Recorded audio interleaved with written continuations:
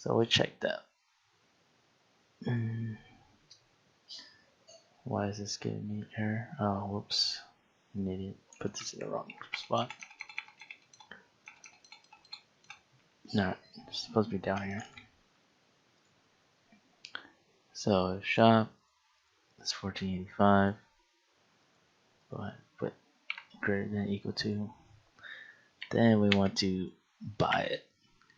So in order to do that, we just do, we'll have to use something called a widget. Widget is, in the way I kind of understand it, they're like invincible, kind of like squares around objects that don't have their own defined shape, like crates and stuff like that.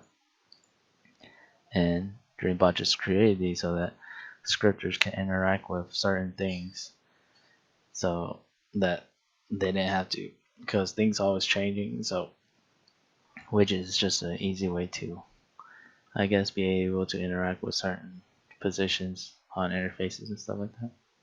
That's how the way I understood it. This is supposed to be get amount, and then we'll do get widgets. Okay, widget 300 dot get child. I hate how that auto fills. And then another get child. We'll do 1 dot interact by 50.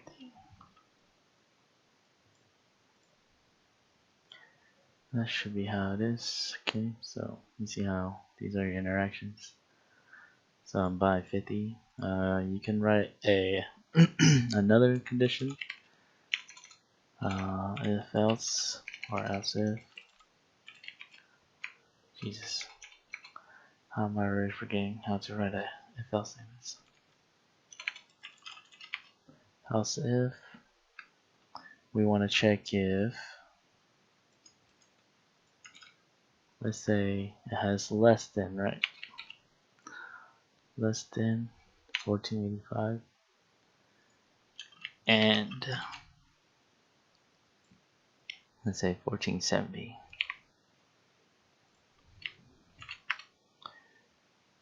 So we're checking if it has less than 1485 but more than or equal to 1470, and then instead of by 50 we can just do by 10, just so that we don't waste our hops in case somebody else is also buying arrows.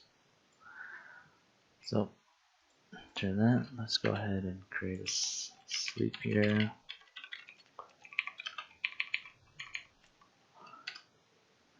And then we want to close the shop. So once we bought it, we need to hop. So in order to do that, we need to set a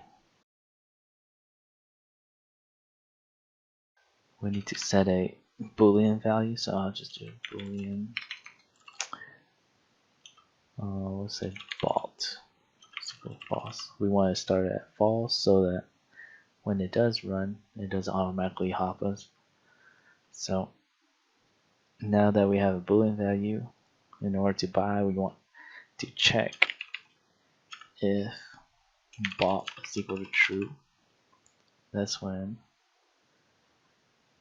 well, so if the store contains it and bought is true, that means that it hopped and is currently in the store, and bought is true, because we're going to make it reset back to false whenever it hops. So go ahead and copy this. Now we're just going to do the opposite.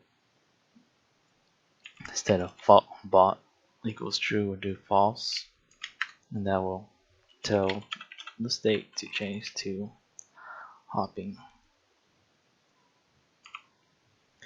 And then right here, after I finish buying, that's when we want to change bought equals true.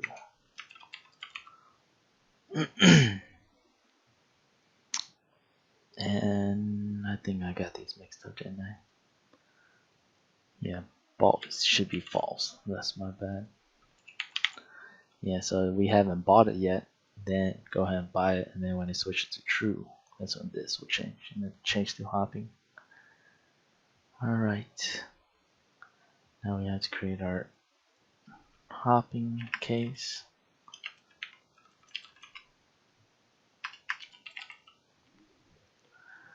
So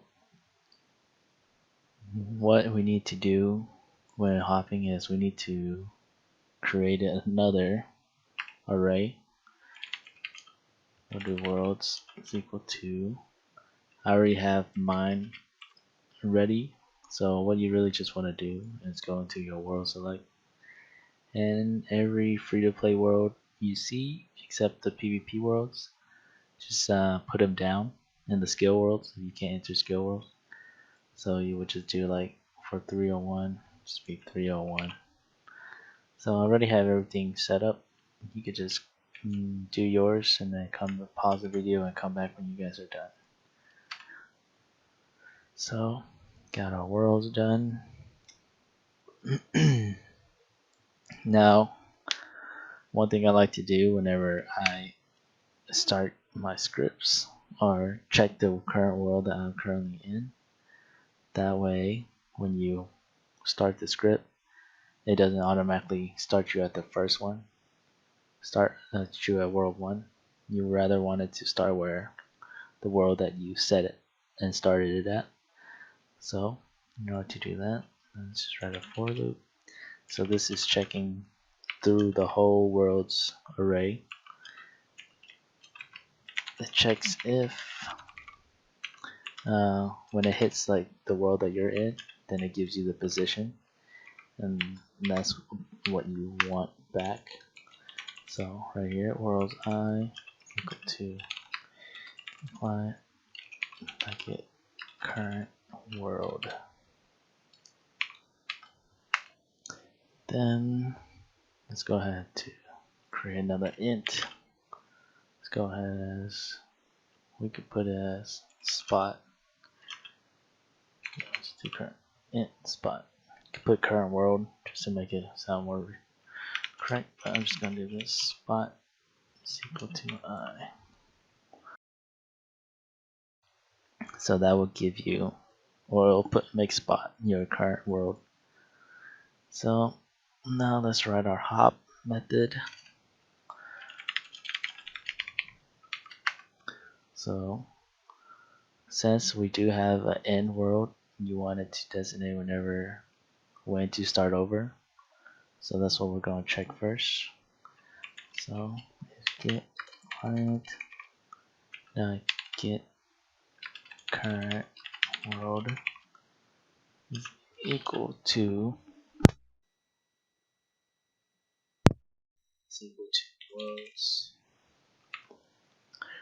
worlds.length -1. So yeah, this will check if you're on the last world, and then set the spot to equal 0, which is the first world, world 1. Then we want to go ahead and hop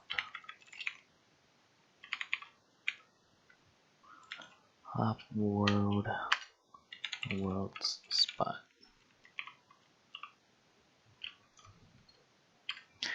Else get world hopper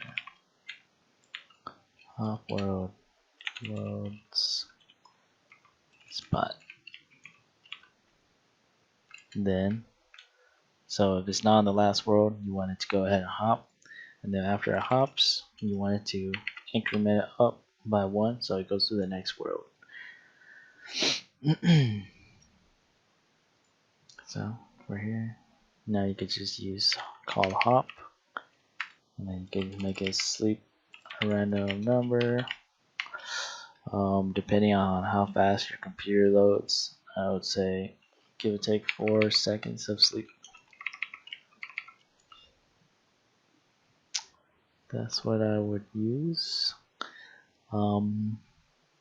Also, you want to, when it hops, you want to go ahead and change bot back to false, so it knows to switch back to this state, buying state, and it'll buy it.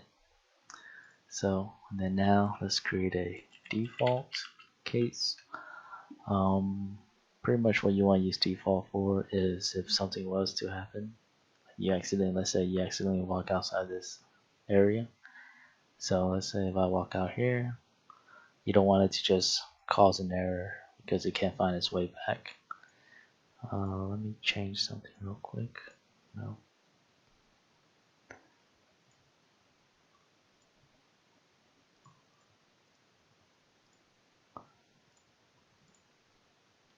Alright. So we're just gonna make it walk back into, let's say, this position, or we could just, we'll just do that. We'll do can't walking dot walk new tile 2956. Okay. So if it walks outside, then we want it to walk back inside. Pretty much a safety net. And I believe that should be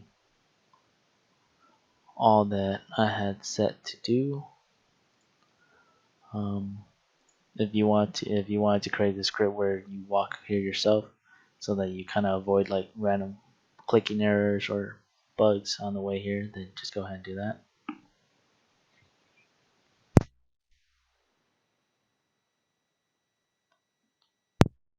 So let's go ahead and test it out. Most of the time, the clicking area will probably have some errors or some bugs. I don't know why,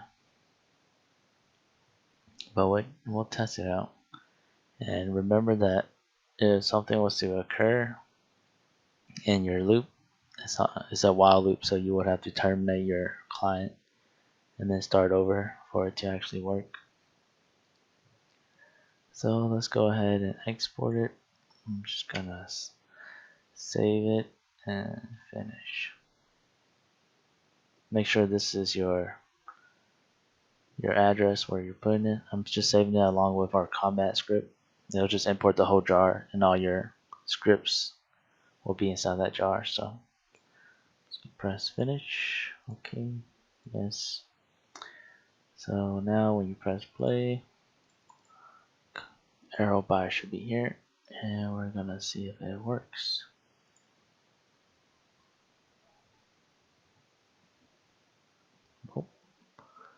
Oh, seems to be an error.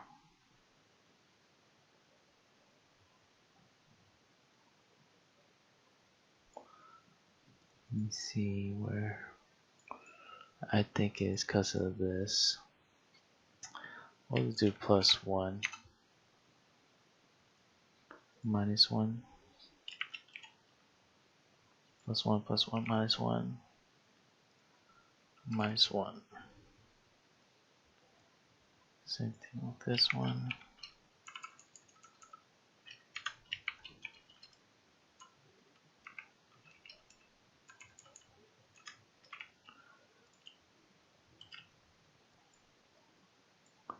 Alright, let's go ahead and export it again. Okay, let's try it now.